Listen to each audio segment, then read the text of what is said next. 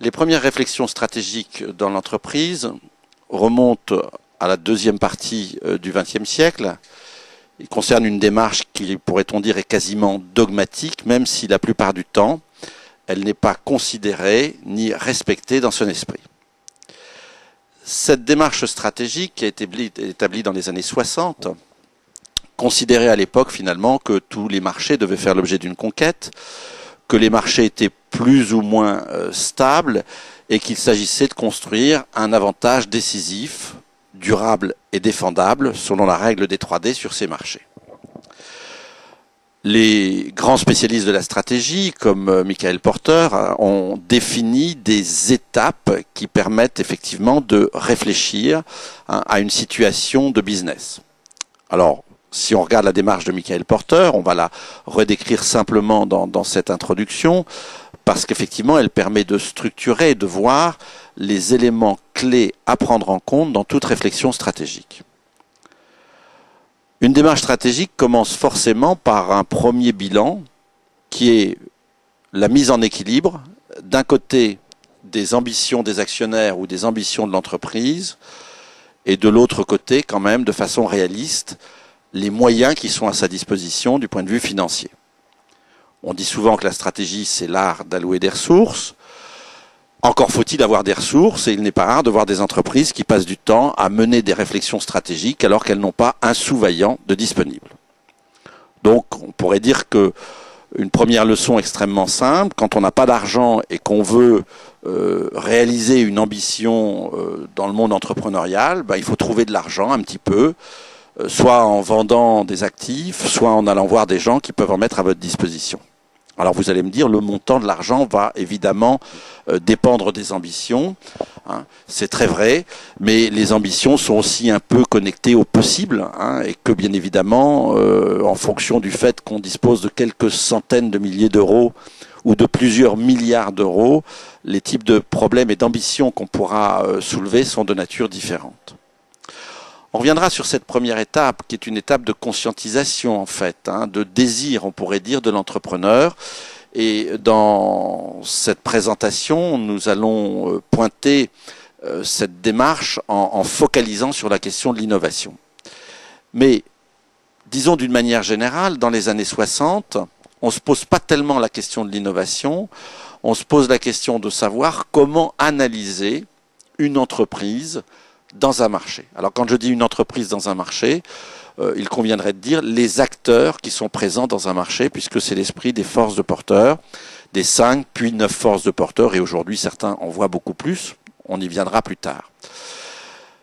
Première remarque, c'est que les forces de porteurs, l'analyse du milieu correspond à une démarche inductive, c'est-à-dire une démarche qui consiste à collecter des informations pour aboutir à une représentation d'un marché et des forces qui y sont en présence. Les forces qui y sont en présence, ça veut dire quoi? Ça veut dire que dans tout marché, il y a des pressions. Dans tout marché, il y a des forces concurrentielles. Dans tout marché, il y a des freins. Et cette première étape d'analyse va consister effectivement à comprendre ces dynamiques.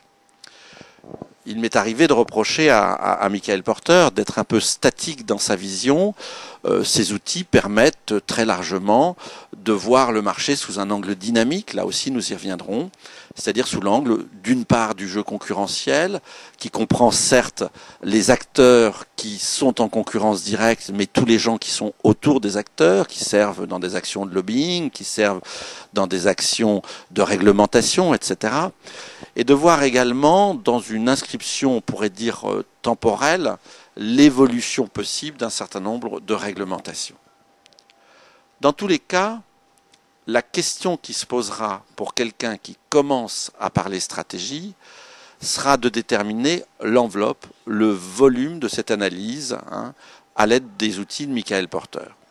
Est-ce que si je prends le cas des chaussures, quand je veux me lancer sur un marché ou me développer sur le marché de la chaussure, je dois considérer le marché dans son ensemble complet de toutes les chaussures ou directement partir sur un sous-ensemble, on dira un segment en stratégie, segment par exemple de la chaussure de sport, segment par exemple de la chaussure de luxe, segment par exemple de la chaussure de danse, etc. peut-être d'ailleurs segment de la chaussure inusable, puisqu'il doit bien y avoir un marché pour ça. On voit bien donc que la démarche stratégique va commencer par une dialectique entre la taille générale du marché et le segment ou l'ensemble de segments que je vais prendre en considération. Je suis bien là toujours dans l'analyse stratégique classique, celle où d'une certaine façon je n'ai pas de regard a priori sur le marché, j'essaye d'en découvrir les forces internes. Faire une analyse de porteur général, puis ensuite partir sur un ou plusieurs segments, pose la question de savoir si je dois recommencer l'étude de chaque segment comme si c'était un marché en soi. La logique dit oui, et Porter est absolument très clair sur ce sujet-là. Il s'agit ensuite de dépiler, pourrait-on dire, le marché en segments homogènes. Nous voyons donc que l'idée de la stratégie classique dans le monde entrepreneurial, c'est de considérer des zones stables en quelque sorte, des zones dans lesquelles je vais pouvoir maîtriser les paramètres de réussite.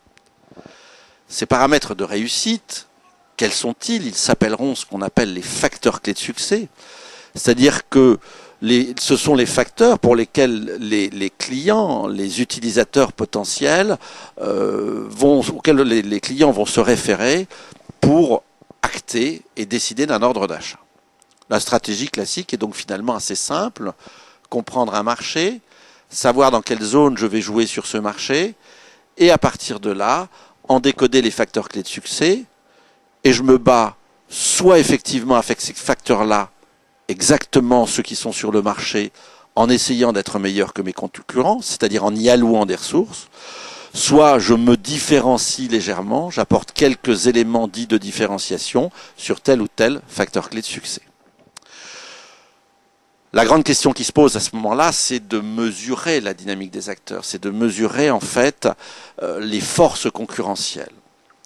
On a parlé tout à l'heure de la création d'un avantage décisif, durable et défendable. J'ai coutume de dire que, en ce qui concerne les acteurs, la question de leur position, de leur vitesse et de leur accélération sont finalement les trois données de base qui permettent de comprendre un jeu concurrentiel dans une situation relativement simple. Position, c'est finalement la place occupée par un acteur sur le terrain. Vitesse, c'est sa croissance relative par rapport au secteur. Et accélération, c'est le cash qu'il a à sa disposition, c'est-à-dire l'argent qu'il peut à un moment donné utiliser pour acheter un concurrent, pour se renforcer sur des facteurs clés de succès, pour même quelquefois sortir du terrain de jeu. Nous voyons donc qu'à ce niveau-là, nous avons eu dans cette analyse initiale, dans la stratégie dite classique, trois sous-étapes. Première étape, qualification du marché et identification des forces à l'œuvre sur ce marché. Deuxième étape, segmentation et réduction.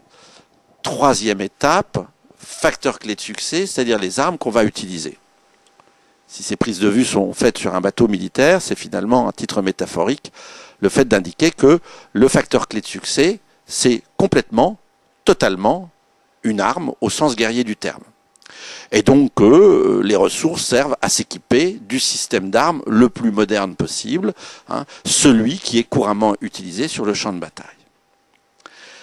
Ces étapes-là, avec éventuellement d'ailleurs une étude comparative des acteurs qui va au-delà simplement de leur position, de leur vitesse et de leur accélération, avec des représentations à 2 ou 3 dimensions, permettent d'arriver au moment où je saurai finalement qualifier les capacités particulières d'une entreprise sous forme de force, de faiblesse et d'opportunité et de menace par rapport au marché. Alors là, la plupart du temps, la démarche stratégique n'est pas du tout comprise, et c'est là où on pourrait dire on assiste au premier contresens absolument géant de la réflexion stratégique. D'abord, beaucoup de gens commencent par faire des matrices ou des tableaux de réflexion force, faiblesse, opportunité, menace, avant même de savoir sur quel marché il se trouve, ce qui est une profonde hérésie, puisque la valeur d'une entreprise, la valeur de ce qu'elle pourra faire sur le marché, dépend de son système d'armes. Donc si je prends la métaphore du bateau, par exemple, il est courant de dire que ce n'est pas tout à fait les mêmes bateaux qui réussissent et qui sont performants en mer Atlantique, en mer Méditerranée ou dans l'océan Indien, où d'ailleurs nous nous trouvons en ce moment. Qu'est-ce qui se passe? Il se passe qu'effectivement, l'élément bateau lui-même, l'élément navire, est caréné d'une certaine façon et se trouve à ce moment-là plus ou moins adapté au type de mer qu'on rencontre. On voit donc bien, dans cet exemple-là, que ce qui est une force dans la Méditerranée devient une faiblesse dans l'océan Atlantique. C'est pourquoi, de façon extrêmement dogmatique, j'ai tendance à dire la partie force, faiblesse, opportunité, menace ne doit se faire que quand on a vraiment identifié les facteurs clés de succès et être une réflexion par rapport aux investissements qu'on peut faire sur ces facteurs clés de succès. Classiquement, je dirais, nous changeons de mode de réflexion, nous changeons d'inférence cérébrale comme nous sommes là, puisque nous passons d'un raisonnement inductif où nous avons collecté une multitude d'informations pour essayer de nous faire une conviction un peu comme un juge d'instruction, à une partie abductive, c'est-à-dire que nous connaissons maintenant nos différences, nos faiblesses, nos ressemblances et nos différences avec le marché, avec les acteurs et les systèmes utilisés par nos concurrents. Il s'agit donc d'imaginer, d'où la question de l'abduction, de penser de façon quasiment spontanée aux solutions qui font partie des possibles. La force, faiblesse, opportunité, menace est donc une matrice d'articulation dans la réflexion stratégique classique, et cette matrice d'articulation permet en fait de lister les éléments du plan d'action, des possibles que l'on retrouvera partiellement dans le plan d'action. C'est donc là où l'imagination doit être reine, c'est donc là où les allocations de ressources devront être choisies en fonction du moyen terme et du long terme qu'une entreprise se souhaite. C'est peut-être là où il s'agit de réfléchir notamment au croisement des faiblesses et des menaces, donc à l'endroit le plus dangereux de l'entreprise, eh bien quel type d'innovation elle peut imaginer pour le futur pour essayer de se désenclaver de cette position perdue. À partir du moment où cette réflexion se mène, il y aura le problème du choix, évidemment, dans les différents possibles. Et ce choix dans les différents possibles se fera à partir d'un rebouclage sur les ambitions, mais également d'un rebouclage sur les capacités financières et sur les retours attendus.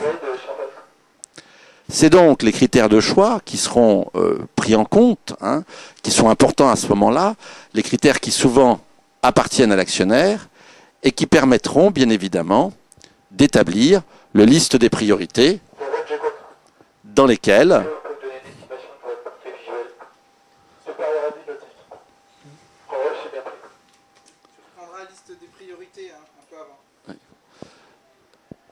liste des priorités. Alors, c'est à partir de là qu'il faudra réfléchir à la façon de faire la liste des priorités de ces investissements et donc de choisir finalement la méthode qui permettra de sélectionner les lieux d'investissement de l'entreprise.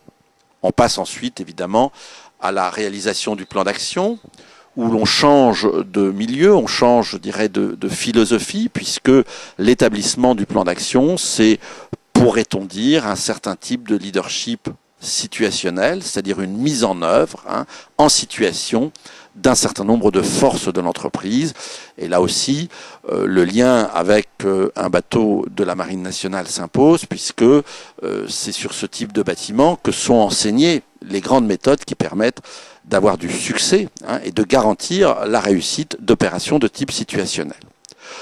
On voit donc qu'à ce niveau-là, dans la stratégie classique, qui n'est loin d'être aujourd'hui achetée à la poubelle, nous avons ces trois temps de démarche, un temps d'analyse de la situation, un temps finalement de scrutation des possibles et un temps de mise en œuvre.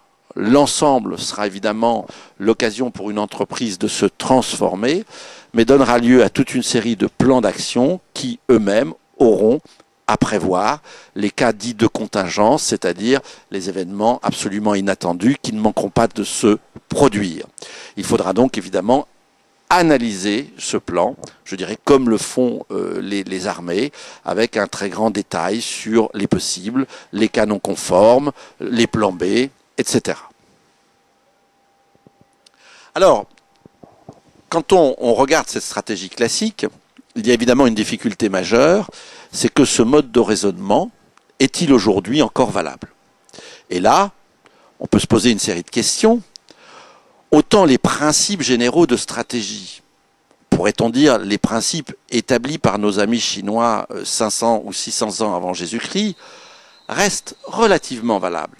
Les deux grands auteurs que sont Sun Tzu et Sun Bin nous donnent, pour chacun d'entre eux, des règles qui sont plus des principes qu'on pourrait pratiquement qualifier de philosophiques, mais qui ne sont pas tellement dogmatiques, qui sont des principes généraux, principes par exemple d'allocation des ressources, de concentration des efforts, pour ce qui concerne l'allocation des ressources, principe d'économie des forces, en essayant de n'allouer des ressources que sur ce qui est nécessaire, c'est-à-dire dans ce qu'on vient de regarder les facteurs clés de succès, et surtout le principe fondamental de mobilité, puisque on pourrait dire la mobilité, c'est ce qui empêche de dormir le patron d'entreprise, surtout le patron de PME.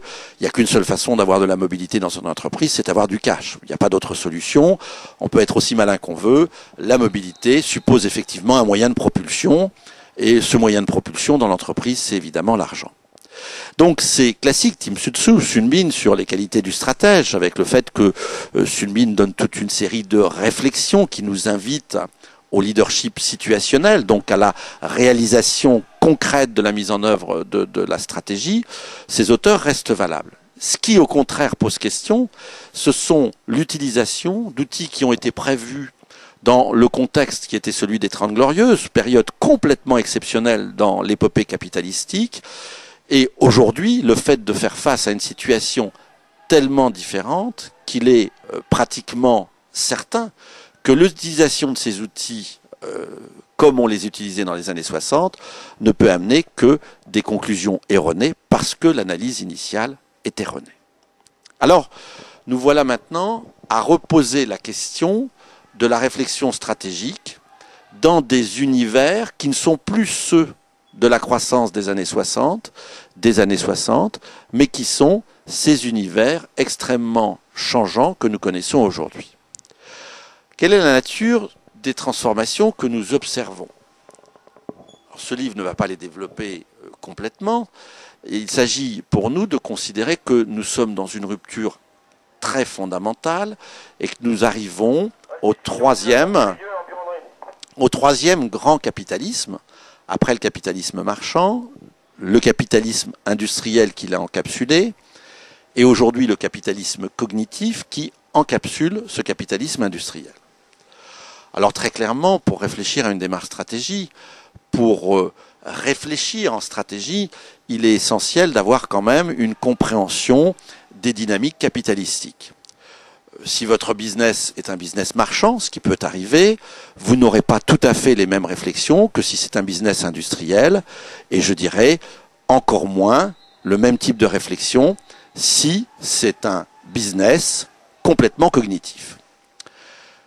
De quoi s'agit-il de manière un peu concrète sur ces trois business? On voit que dans le capitalisme très classique, le capitalisme marchand, le premier qui continue d'ailleurs d'exister, en général les armes sont liées au transport des marchandises, à savoir les offrir à des marchés particuliers et donc avoir des comptoirs ou des bureaux de vote. La distribution est donc un élément essentiel. Ce capitalisme marchand, on voit d'ailleurs qu'il a influencé le marketing au départ, puisque le marketing, dans la règle des 4P, produit, prix, publicité et place, se fondait finalement sur une réflexion qui est intrinsèquement liée, on pourrait dire consubstantielle, au capitalisme marchand. Ce capitalisme marchand amenait donc une série de réflexions qui étaient centrées sur la distribution. Le capitalisme industriel est arrivé de façon fondamentalement différente avec une rupture, puisque là, l'essentiel de l'investissement n'est plus dans des bateaux, n'est plus dans des comptoirs, mais il est finalement dans des moyens de production. Il encapsule, dirait-on aujourd'hui, le capitalisme marchand, et ces produits que l'on fabrique, il va bien falloir les vendre. Et dans l'histoire du marketing, telle qu'elle est décrite par Courvois aux États-Unis, dans le début du XXe siècle, on voit bien que les industriels, finalement, cohabitent avec un capitalisme marchand, qui sont des représentants qui vont de ville en ville vendre à des petits commerces, qui sont des comptoirs installés à la frontière des États-Unis, frontière évidemment qui se trouve totalement à l'ouest. Et c'est en reprenant la main sur cette opération que le capitalisme industriel va réfléchir à la fois, je dirais, au marketing en restant marchand et à la stratégie en incorporant une nouveauté fondamentale que nous n'avons pas évoquée tout à l'heure dans la chaîne de porteurs, c'est-à-dire dans l'analyse classique, qui est cette fameuse chaîne de la valeur. Alors qu'est-ce que c'est qu'une chaîne de la valeur? La chaîne de la valeur, elle est consubstantielle au capitalisme industriel, au sens où elle décrit très précautionneusement les allocations de ressources nécessaires pour fabriquer un produit. Combien je consacre au fait d'acheter, combien je consacre au fait de produire, combien je consacre au fait de transporter, combien je consacre au fait de commercialiser, etc., etc. Cette chaîne de la valeur, en capitalisme industriel, est donc finalement l'éclaté du système d'armes de quelqu'un. Puisque globalement, on pourrait dire que certains auront des fusils classiques, d'autres auront des fusils à pompe, d'autres auront des fusils à répétition. Finalement, ces armes-là peuvent servir globalement à peu près sur les mêmes terrains, mais construisent, vous m'excuserez de l'expression de leur valeur puisqu'il s'agit d'armes, mais il s'agit de quelque chose de métaphorique, leur construction, leur utilité évidemment, se base sur un schéma différent.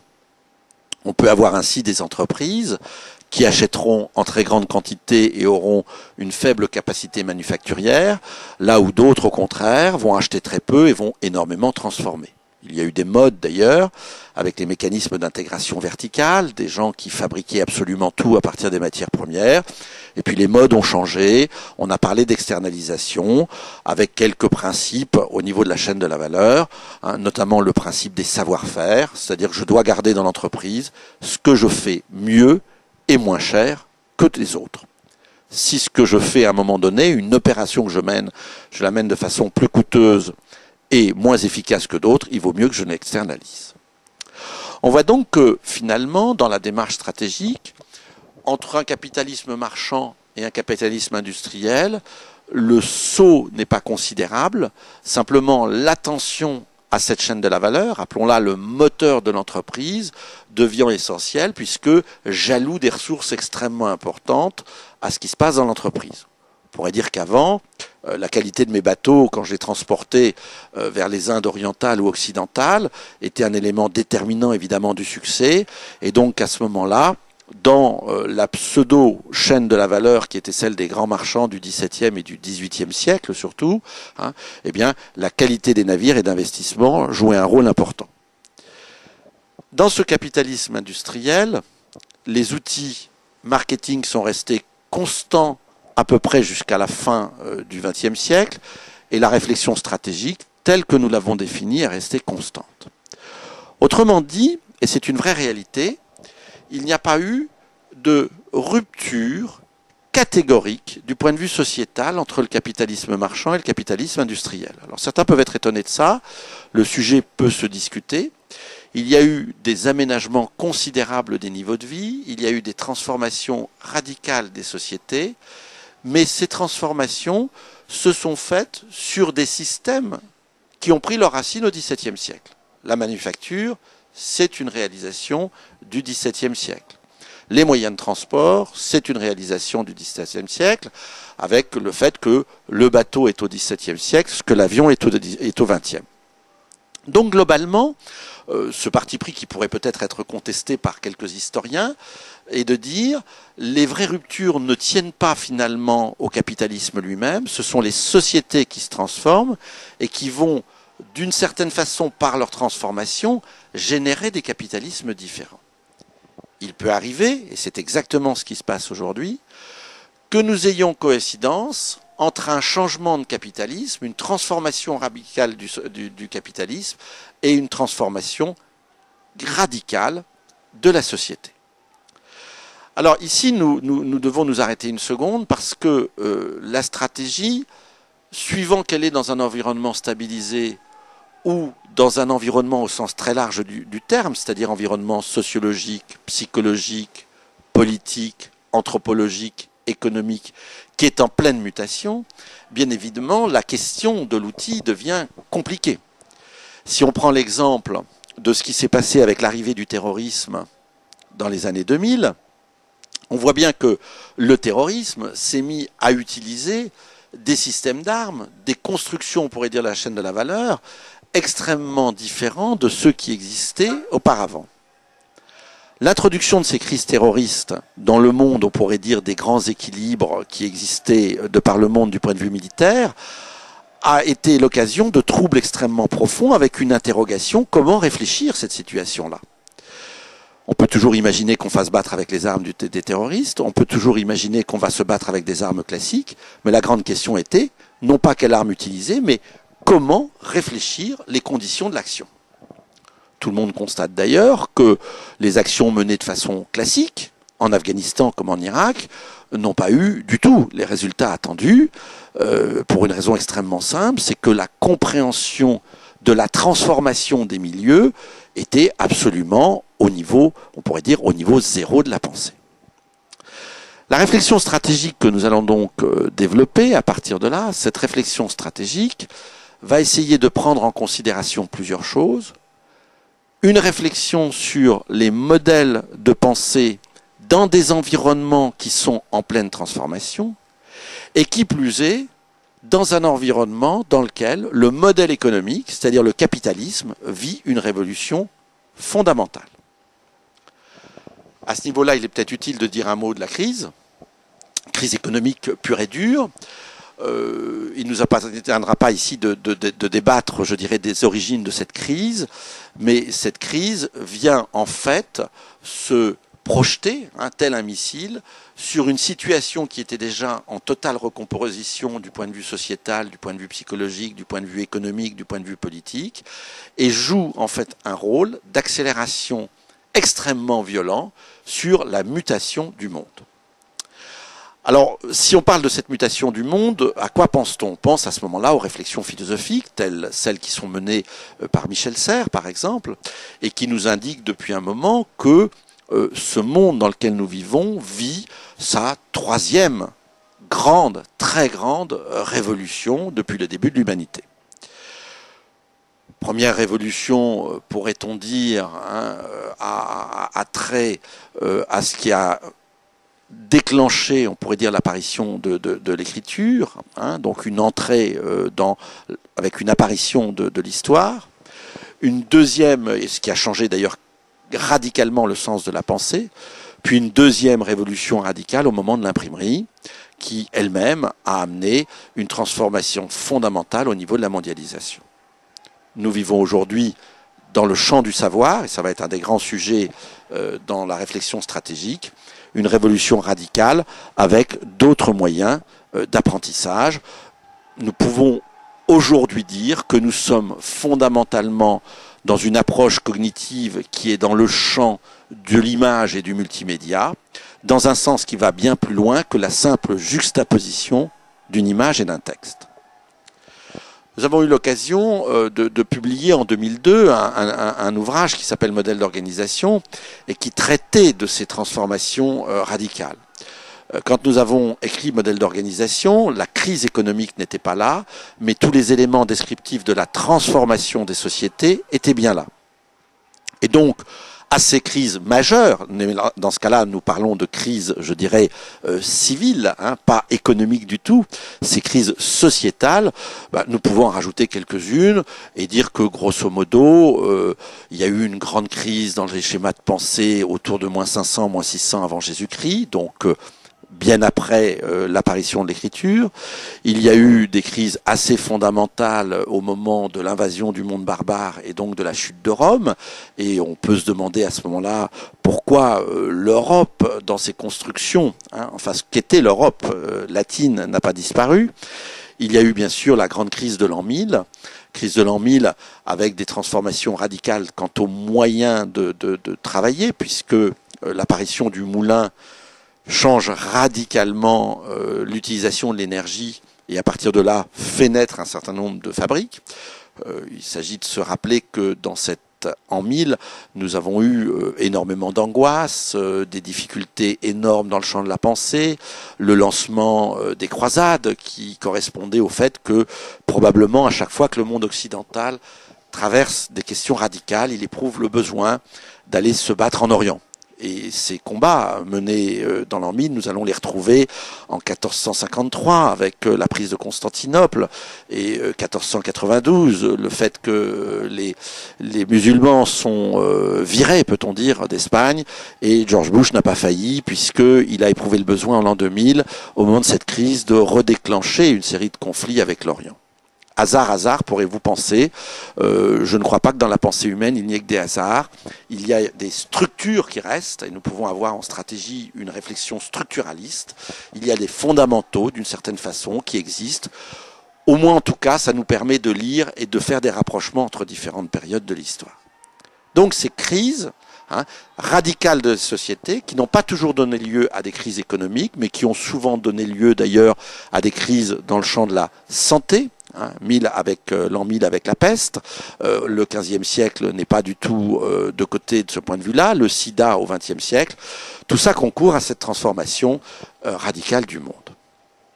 Alors, me direz-vous, si on essaye de définir le capitalisme cognitif, de quoi s'agit-il ? Il s'agit de quelque chose d'abord qui n'est pas complètement installé. Il s'agit d'un capitalisme qui va consacrer ses investissements à la collecte, au traitement, au rassemblement et à la distribution des savoirs. Donc on peut dire que l'une des caractéristiques du capitalisme cognitif, c'est de nous remettre dans un monde extraordinairement interactionniste. À titre anecdotique, on peut penser que l'avènement du monde industriel et l'avènement du capitalisme industriel a été plutôt un monde qui tendait de réduire le nombre des interactions. Et d'ailleurs, je reviens sur l'ouvrage de Courvois sur son histoire du marketing. Ce qui apparaît bien aux États-Unis, c'est que finalement, en reprenant la maîtrise des différentes interactions entre les acteurs, l'entreprise veut aller directement au consommateur et donc réduire le nombre d'interactions avec ce consommateur. Les Américains avaient de leur côté ce désir fondamental d'être monopolistique, là où finalement tout entrepreneur essayait d'avoir quand même, sans forcément le désir de conquête absolue du monde, la volonté ferme d'être dans un lien direct, le plus immédiat possible, avec le consommateur. Et toute l'imagination marketing a concouru là-dessus. Si on regarde les aventures maintenant classiques en marketing comme Nespresso, le génie de Nestlé dans cette affaire, il s'agit là d'un marketing stratégique, a été bien évidemment de capter, de capitaliser sur une relation directe avec le consommateur, en créant des clubs, en créant évidemment une marque et un attachement, mais on voit bien là aussi en squeezant d'une certaine façon les modes de distribution qui s'étaient installés de façon extrêmement puissante dans le monde de l'alimentaire. Donc le capitalisme cognitif, dont les sociétés aujourd'hui les plus représentatives ont toutes été créées depuis l'an 2000. Nous sommes donc sur quelque chose d'extraordinairement récent. Google, Amazon et toutes les autres sont des sociétés qui sont apparues il y a maintenant seulement quelques années, qui connaissent des croissances formidables et qui réinventent totalement la façon de faire du business. Alors si je reprends la question des outils stratégiques, on voit bien qu'à partir de ce moment-là, si je suis dans une société qui est totalement interactionniste, et nous aurons l'occasion de revenir sur cette définition de l'interactionnisme, dire qu'une société est interactionniste, ça signifie tout simplement que les effets d'une action résultent plus de l'interaction des acteurs qu'on a mis en mouvement que de l'action elle-même. Autrement dit, les réseaux d'acteurs, les puits d'acteurs, les réserves d'acteurs, on pourrait dire, que sont Facebook par exemple, et qui opèrent aujourd'hui, pourrait-on dire, comme l'eau des barrages opérait dans le temps pour créer de l'électricité, sont une réserve de puissance potentielle à partir desquelles on peut générer de multitudes d'interactions et créer une énergie sur le marché qui va donner lieu à ce moment-là à des rapports marchands et commerciaux.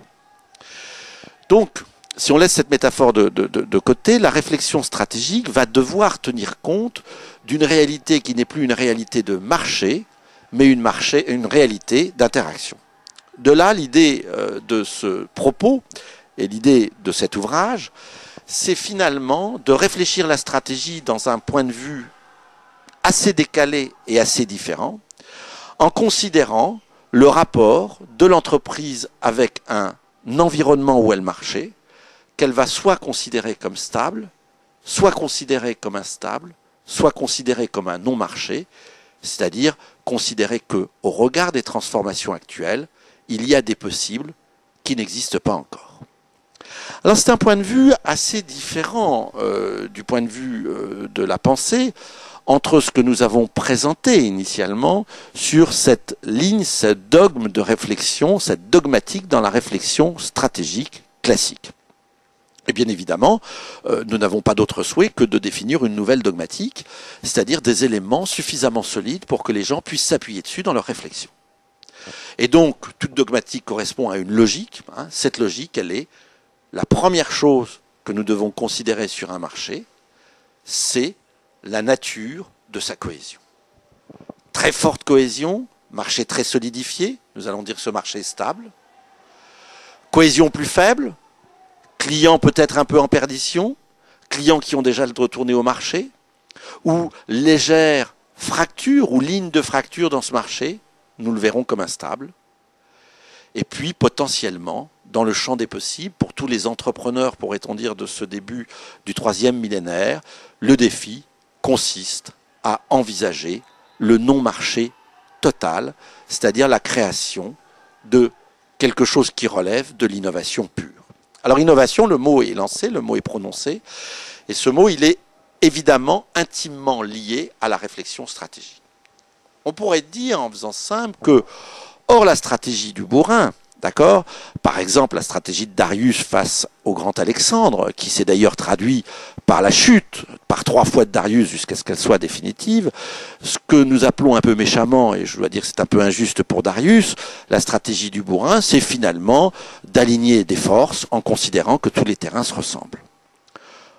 On sait que la surprise, la qualité des armées d'Alexandre a été effectivement l'extrême mobilité de ces armées, les dispositifs très performants et très simples de lutte contre les blindés de l'époque qui étaient les éléphants, et cette fameuse tactique dite de la virgule, qui consiste à aller directement à l'essentiel, c'est-à-dire à aller encercler finalement la monture ou le groupe qui protège le général adverse. L'innovation est donc intrinsèquement liée à la vie de l'homme, et le type d'innovation dont on a besoin va être différente suivant la nature des marchés que l'on a en face de soi. Quand je dis la nature des marchés que l'on a en face de soi, entendons-nous bien la façon dont nous choisissons de regarder un marché. Si nous voyons un marché comme relativement stable, et l'histoire nous diront si nous avons raison, il faudra à ce moment-là travailler dans l'innovation de soutien, c'est-à-dire la différenciation progressive et légère. Différenciation qui pourra porter soit sur le service et le produit donné au client, soit sur la chaîne de la valeur elle-même, la façon dont on construit ce produit et ce service pour, dans ce cas-là, construire un avantage qui va porter soit sur la qualité, au sens fort du terme, soit sur le prix, en réduisant les coûts. Ces évolutions d'innovation par soutien, elles sont la règle dans un certain nombre de marchés qui sont établis et qui produisent, qui se développent de façon régulière. Si on regarde le marché de l'informatique, qui a connu quelques soubresauts, mais qui a connu des périodes de stabilité, la période de l'informatique propriétaire, qui était une période de grande stabilité, qui a duré quand même, on peut dire pratiquement 20 ans, puis ensuite la période dite des serveurs, avec des systèmes standards, puis la période des nouveaux modes d'interaction et donc des nouveaux modes de relation à la machine avec les nouvelles interfaces homme-machine, qui a donné lieu aux stations de travail et puis à l'avènement du PC, et ensuite la mise en réseau. On voit bien aujourd'hui que les évolutions sur les PC portent sur des performances en termes de vitesse, portent sur des capacités mémoire, portent éventuellement sur le design, mais que nous sommes aujourd'hui encore dans quelque chose qui est relativement stable. Alors, bien évidemment, celui qui saura voir cela comme instable, c'est celui qui mettra une rupture ou, bien évidemment, qui, on le verra tout à l'heure, recombine intégralement des marchés entre eux.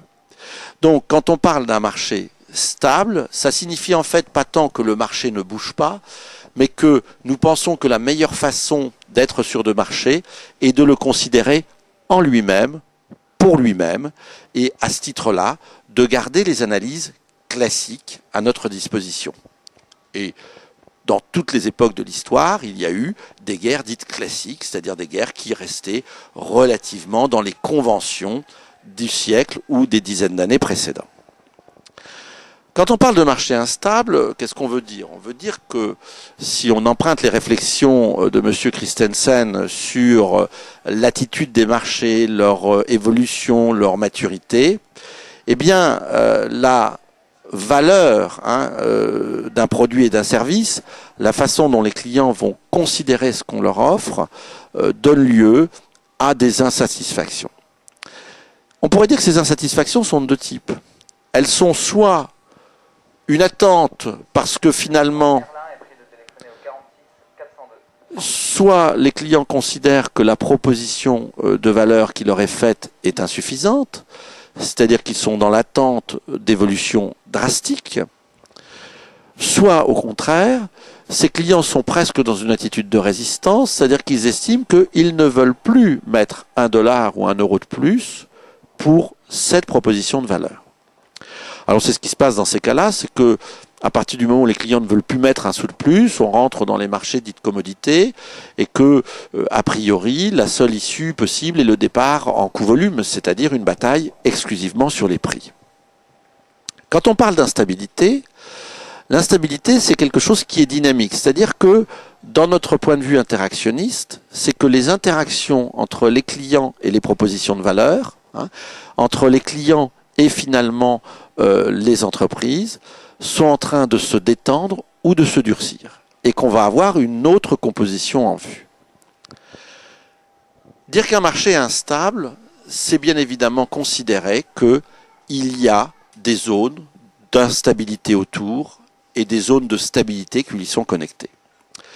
Notre, je dirais, proposition là, c'est de considérer non plus les éléments de marché pris isolément, mais de recombiner des propositions de valeur qui sont faites sur des marchés différents pour arriver à une nouvelle proposition de valeur.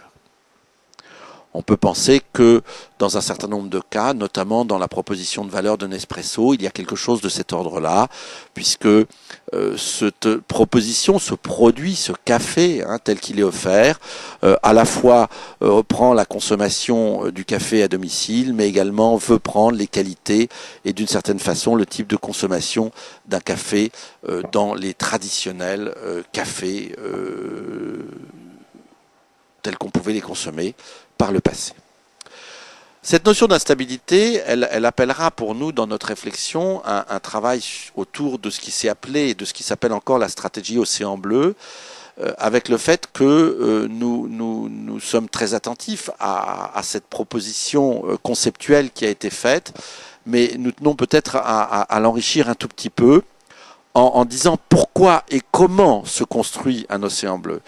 C'est-à-dire que le fait de dire quittons la bataille de l'océan rouge sanglante où tout le monde se bat avec les mêmes armes, et là on entend bien qu'il s'agit de quitter le champ classique de la stratégie, pour aller vers l'océan bleu où il y a de grands espaces qui sont disponibles, eh bien cet océan bleu en fait est construit, c'est ce que nous disons, à partir de multiples océans qui étaient rouges à l'origine et qui deviennent dans cet océan nouveau relativement libres avec peu d'acteurs dessus. La conséquence certaine de cette recomposition sera qu'à terme, bien évidemment, un océan bleu a vocation à devenir rouge, puisque dès qu'il aura été défini, un certain nombre de gens viendront dessus. Et qu'ils adopteront, je dirais, les facteurs clés de valeur qui ont été proposés par la personne en avance, la personne qui aura créé cet espace, et qu'à ce moment-là, eh bien, ils considéreront cette nouvelle proposition de valeur avec des facteurs clés de succès classiques, et on revient au cas initial. Le troisième point qui méritera notre attention concerne le non-marché. Le non-marché est une considération absolument indispensable en stratégie, puisque, au fond, il faut imaginer que, puisque notre allocation de ressources va impacter l'entreprise, va avoir des conséquences sur l'entreprise et sur ses disponibilités financières pendant de nombreuses années, eh bien, il est absolument indispensable de se représenter le monde et de l'imaginer tel qu'il sera dans ces nombreuses années. Autrement dit, aujourd'hui, et on le voit très bien en ce début de troisième millénaire où un certain nombre de véhicules automobiles sont arrivés avec des conceptions et des innovations qui résultaient de désirs qui appartiennent déjà au passé, et bien finalement, la situation de crise que nous connaissons, la situation de transformation radicale de société que nous connaissons, font que ces véhicules sont relativement laissés de côté. Alors aujourd'hui, on peut dire que la crise, évidemment, fait chuter les ventes automobiles. On peut très bien aussi soutenir qu'elle ne fait que les amplifier, mais que la proposition de valeur classique qui était faite aux clients ne collait plus avec la proposition de valeur actuelle. Donc, réfléchir sur un non-marché, c'est quoi? C'est finalement démarrer à partir d'une situation qui est celle d'aujourd'hui, prendre un fil. Ce fil peut être ce qu'on veut finalement. Il peut être une évolution technologique possible. Il peut être une évolution sociétale. Il peut être une évolution dans les modes de vie. Il peut être une évolution managériale ou de leadership. Et voir effectivement si cette évolution est capable de structurer les prévisions de futur que nous avons.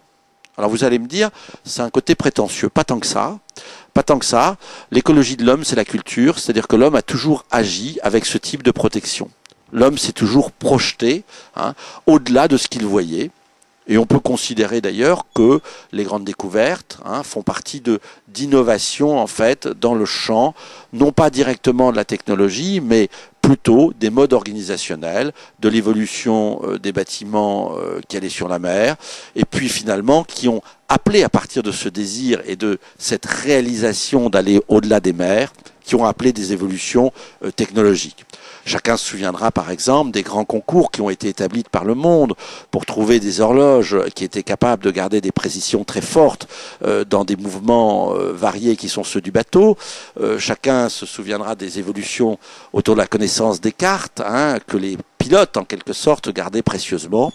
Eh bien on a là un élément d'innovation qui n'est pas tant technologique au départ. Au départ, ce qui arrive, c'est cette espèce de conviction qu'il y a une géographie au-delà de la géographie. Et je trouve assez plaisant, finalement, de voir que les petits bateaux occidentaux qui sont partis vers les Indes, on fait mieux que les énormes flottes chinoises qui, au moment où nous découvrons l'Amérique, sont dans une espèce de glaciation du pouvoir, de glaciation gouvernementale qui ramène complètement cette recherche, bien finalement, à terre. Et pour ceux qui connaissent le palais d'été en Chine, je pense que le fait que la construction d'un bateau soit représentée en marbre est hautement symbolique. Le bateau de marbre, c'est finalement le bateau avec lequel on ne fait plus de géographie. Beaucoup d'entreprises sont dans cette situation-là, en fait, par rapport à l'innovation. Beaucoup d'entreprises ont perdu leur âme, en quelque sorte, et ne savent plus regarder le futur. Un grand patron du leadership américain disait dans toute entreprise, il y a quelqu'un qui sait ce qu'il faut faire, cette personne doit être virée, disait-il évidemment en se marrant, il s'agit de Warren Bennis. On voit bien que Warren Bennis, dans cette remarque-là, indique que nos entreprises, en fait, ont tourné le dos aujourd'hui au futur. On pourrait dire, puisqu'on est sur la mer, que les entreprises sont avec le futur comme les Français sont avec la mer, comme disait Tabarly, ils l'ont dans le dos quand ils sont sur la plage. Après ces métaphores et comparaisons marines, revenons une seconde sur ce travail au niveau du futur. Le niveau du futur va supposer de travailler sur ce qu'on appelle les cônes d'incertitude, c'est-à-dire au fond un porteur à l'envers, un porteur qui va s'inscrire et se projeter complètement dans le futur et qui va décliner année par année, 5 ans par 5 ans, 10 ans par 10 ans, et pourquoi pas quelquefois sur 50 ou 100 ans, les évolutions possibles d'un certain nombre de règles et de technologies. Donc, en matière de synthèse, qu'est-ce que nous voyons? Nous voyons que la stratégie classique, nous n'allons pas l'acheter, nous allons la garder pour des marchés qui sont relativement établis, pour des marchés dans lesquels les facteurs clés de succès sont connus. Nous allons adopter, pour une part, la stratégie Océan Bleu, en la remettant dans un autre contexte et en indiquant dans quelles conditions l'utiliser. Nous allons parler à ce moment-là de facteurs clés de valeur. Facteurs clés de valeur qui vont, d'une certaine façon, être les armes de cette proposition de valeur nouvelle qui va être faite. Et puis en ce qui concerne les non-marchés, nous allons parler de facteurs clés de rupture, c'est-à-dire quelle est la performance de l'entreprise pour accompagner les ruptures sociétales. Autrement dit, si demain il n'y a plus de travail, si demain les modes de rémunération changent complètement, quelles vont être les propositions de valeur des entreprises dans le domaine de l'alimentation, dans le domaine effectivement des biens? Alors vous me direz, s'il y a des entreprises, c'est quelques-uns travailleront, peut-être dans des conditions tellement différentes que ce que nous faisons aujourd'hui, où nous essayons encore de travailler avec des règles anciennes, eh bien sera complètement révolu.